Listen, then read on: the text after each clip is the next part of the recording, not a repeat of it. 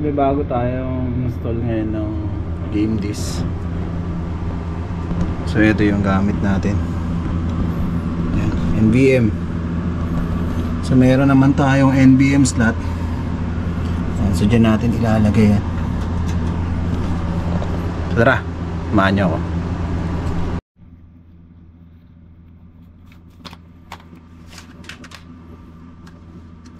So first kailangan nyo ng ganitong tornilyo.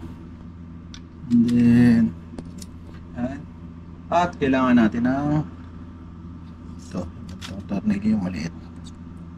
Dapat di nyo iwawala yung ganito nyo.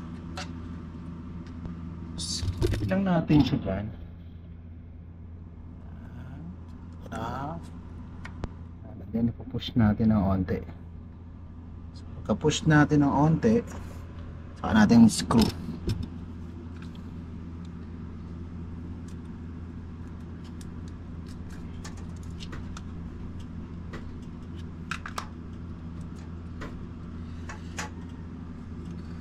Hold down natin ito gagi. Nandaglag.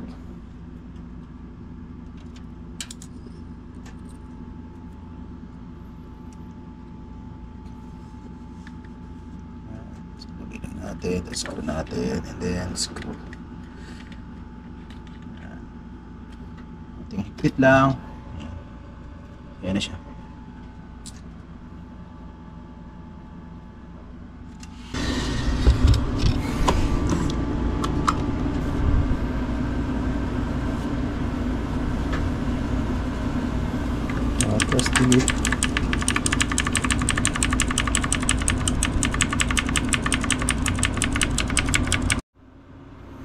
So ayan siya, ito na siya mga boss. Ayan, ito yung montera niya. Ayan. Ito na siya. Yan, yung NVM niya. So ganun lang pag-install ng NVM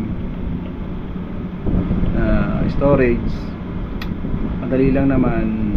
Ang iingatan niyo lang talaga dyan yung tornilyo. Usually kasi pag nawala yan, nahirap hindi. Kagaya ng ordinary yung tornilyo lang na madaling kabit. So yun lang po. Salamat!